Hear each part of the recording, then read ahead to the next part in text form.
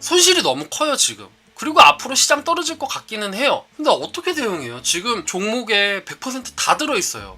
나 어떻게 해야 될지 모르겠어요.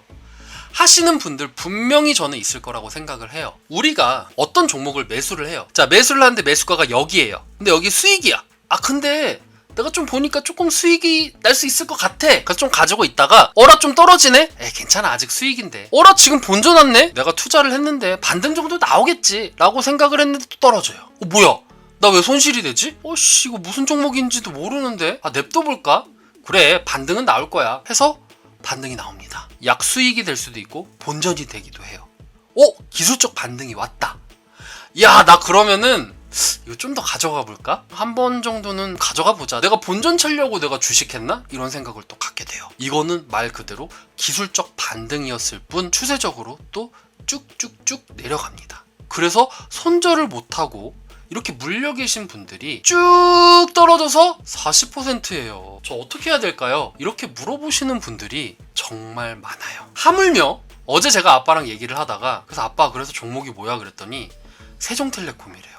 세종텔레콤의 이슈를 한번 봅시다 라고 해서 딱 봤는데, 이 세종텔레콤은요, 정치 테마도 아니에요, 바이오 섹터도 아니에요, 기술 성장도 아니에요. 5G에 엮여있는 테마였을 뿐이고, 이 5G에 엮여있는 테마는 이미 2월에 끝났어요. 근데 아빠는 계속적으로 들고 있어서 현재 좀 많이 물려있는 상황이에요. 저는 어떤 솔루션을 제시를 했을까요? 해당 주식이 어떤 종목인지를 봐야 돼요. 그래서 첫 번째, 해당 종목이 요즘에 많이 물려 계시는 정치 테마주의냐? 근데 이 정치 테마가 인물주다 혹은 정치 수혜주다, 요게 또 갈리게 되죠. 정치 테마에서도 해당 인물이 그러면은 어떤 이슈를 가지고 있고, 그리고 어떤 공약을 가지고 있고, 그리고 지지율이 지금 현재 어떻게 흘러가고 있는지도 봐야 돼요. 지지율이 점차적으로 늘어난다? 그러면은 해당 주가가 한 번은 뻥튀기 할 수 있는 부분이 나올 수 있기 때문에 요 부분 때 손절을 할 수 있는 용기가 필요하다라고 얘기를 해드리고 싶은 거예요.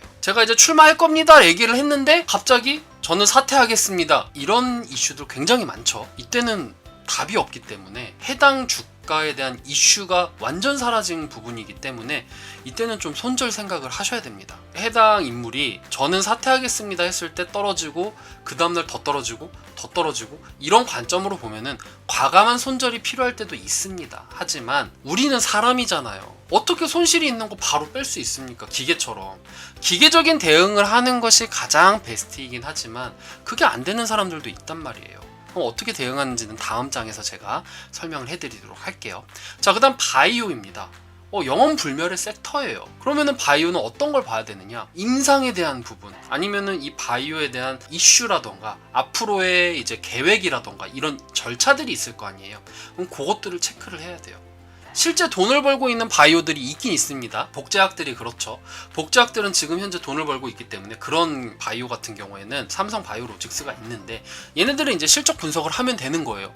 그리고 얘네들은 리포트들도 많이 나오기 때문에 리포트를 보고 내가 공부를 하면 되는데, 그렇지 않은 바이오들이 많잖아요. 이런 부분들을 같은 경우에는 이슈를 봐야 되고 시장을 봐야 돼요. 또 바이오가 나름의 성장주기 때문에 차라리 정치 테마는요, 시장을 무시해버려요. 왜냐면 시장이 안 좋을 때는 오히려 더 이 정치에 엮여가지고 올라가는 스몰캡이기도 하고 갈 게 없기 때문에 개인 투자자들이 끌어올리는 부분이 있어서 오히려 시장이 안 좋을 때 정치 테마가 올라가는 부분도 있어요. 정치적 이슈라던가 요게 조금만 붙으면은. 근데 바이오 같은 경우에는요, 얘는 어쩔 수 없이 성장주기 때문에 시장이 안 좋으면 같이 떨어져요. 근데 또 시장이 좋아지면은 얘는 또 같이 올라가지도 않아.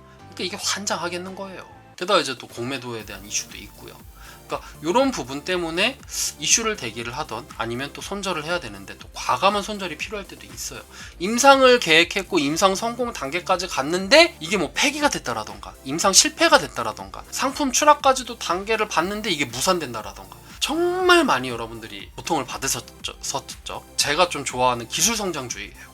제가 아까 말씀드렸던 에코프로를 예를 들게요. 지금 현재 손실이 40%예요. 물론 차트상으로는 그렇지 않지만 만약에 여러분들이 에코프로비엠이 지금 현재 40%의 마이너스다 라고 하면 여러분들은 어떻게 하시겠어요? 한번 대답해 보시겠어요? 기술 성장 같은 경우에는 두 가지 전략을 할 수가 있죠. 일단 첫 번째로 분석하고 냅둬요. 그냥 저랑 같이 분석을 했죠. 얘는 25년도까지 뭐 수주라던가 이런 게 다 지금 대기되어 있는데 유증은 무조건 받아야 되는 분위기인데 냅둬요. 그냥 40%든 뭐든 그냥 냅둬 버리는 거예요. 얘는 25년도까지 올라갈 게 눈에 뻔히 보이는데 이걸 왜 내가 고민을 해야 돼? 냅두면 돼요. 아니면 나는 너무 이게 고민이야. 앞으로 시장이 더 안 좋아질 것 같아서 테이퍼링 빨리 되고 점도표에서 금리 인상 빨리 될 것 같아서 21년도에 금리 인상하겠다 뭐 이럴 수도 있잖아요. 점도표 가지고 뒤통수 때릴 수도 있는 거니까. 파월의 의장이 만약이긴 하지만 23년도 22년도 뭐 이런 얘기지만 21년도에 해야겠다는 점도표가 한 두세 개만 옮기더라도 시장에는 민감하게 반응을 할 수밖에 없거든요. 그러니까 이런 걸로 봤었을 때 금리 인상되면 당연히 이런 성장주들은 타격을 입게 되니 나는 이게 싫으니까 기술적 반등할 때 반 정도 손절을 한다라던가 아니면은 뭐 그냥 손절을 해버리고 내가 차라리 대응을 하겠다, 더 내려왔을 때 내가 매수를 하겠다, 이런 것도 방법이긴 해요. 이게 나쁘다라는 게 아니에요. 오히려 매수가가 높으면 높을수록 그렇게 대응하는 게 맞을 수도 있어요. 정답이라는 건 없지만 이런 방법들을 활용해서 좀 내가 편안하게 주식을 할 수 있는 방법이면 좋지 않을까라는 생각을 합니다. 자, 그래서 일단 첫 번째 방법에 대해서 말씀을 드릴게요. 자, 이렇게 내가 물려 있어요. 그럼 나는 어떻게 해야 돼요? 라고 여쭤보시는 분들, 첫 번째 방법은요, 바로 상계 처리입니다. 상계 처리 어떻게 되느냐? 아까 전에요, 이 주식이 계속적으로 내려와요.